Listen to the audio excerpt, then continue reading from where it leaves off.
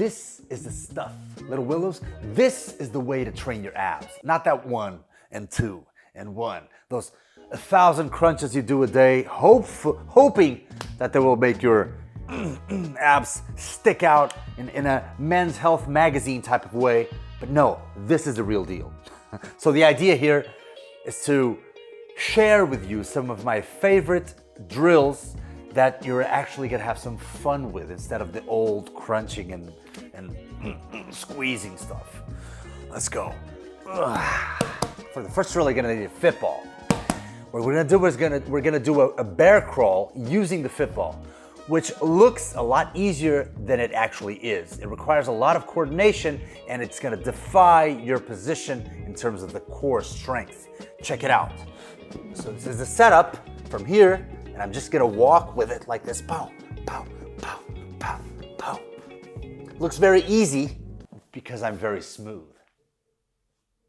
Now let's troubleshoot this. So most people either go too high or too low, either on the feet or on the knees. And the answer should be in between, on the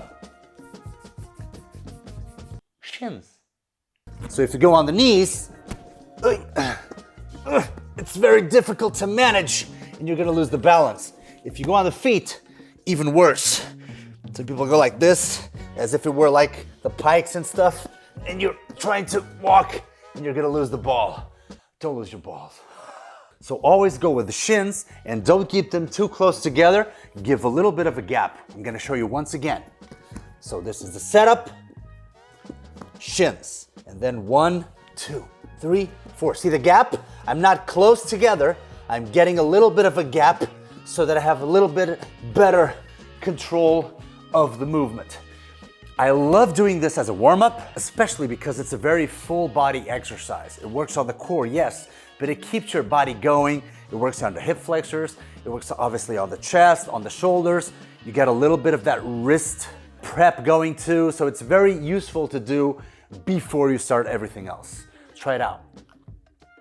Next one. I need the ball as well. Stupid Willow. The next one is called stir the pot. Not that pot, a real pot.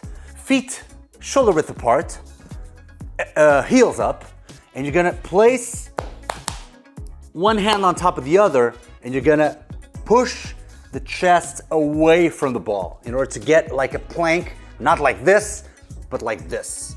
And from here, you're gonna do circles like this, as ample as possible, without disintegrating your stance.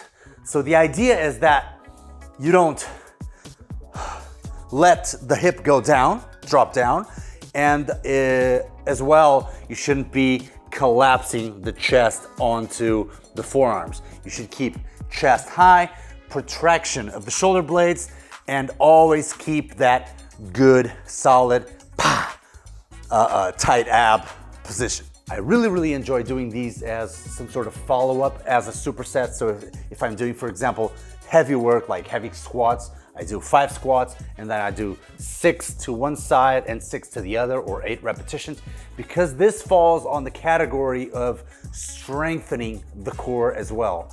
And that way, each superset that I'm ramping up on the back squat, I might get a little bit more extra activation of the core, and that will help for the bracing of the actual back squat. So that's an example of where I usually incorporate these, and let's get on with it. See this guy here? Oh, wow! This is me, this guy, when I'm doing jujitsu. I'm still a rookie. You know, whenever somebody wants to pass your guard, which means the legs basically, because they want to grab your head, they want to come to you and they want to bring the legs to the side or go across the legs or whatever.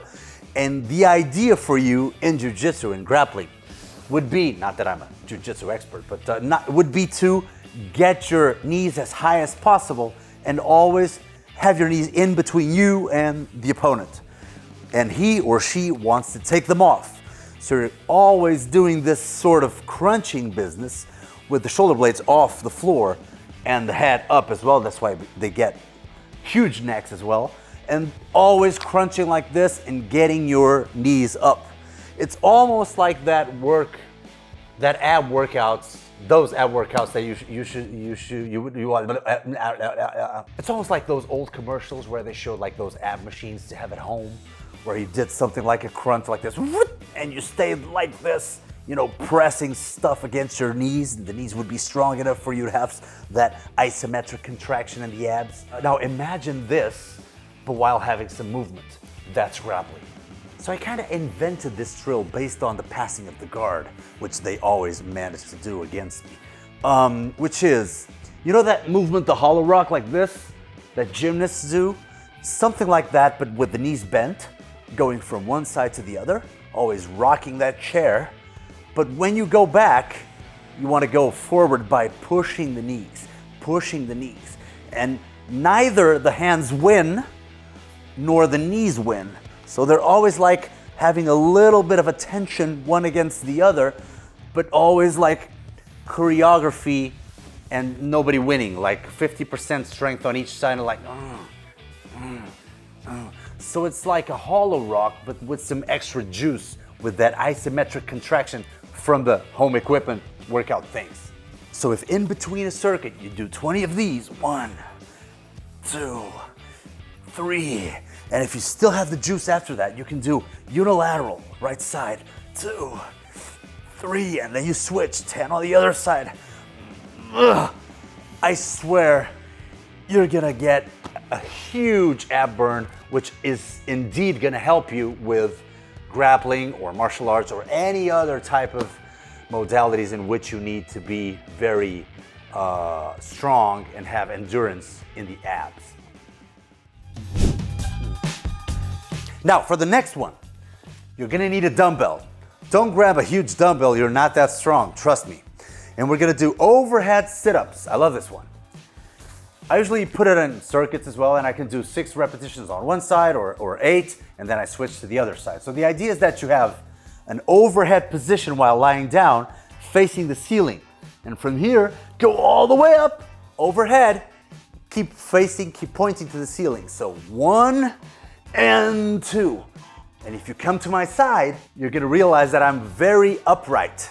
That's the idea. So you have a lot of shoulder mobility to work on as well.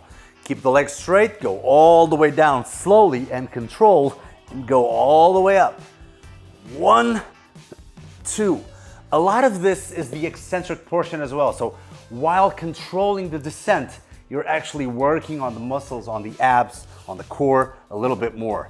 So obviously you can start with very little weight, but then as you progress, you can get a little stronger and stronger and stronger and stronger and stronger.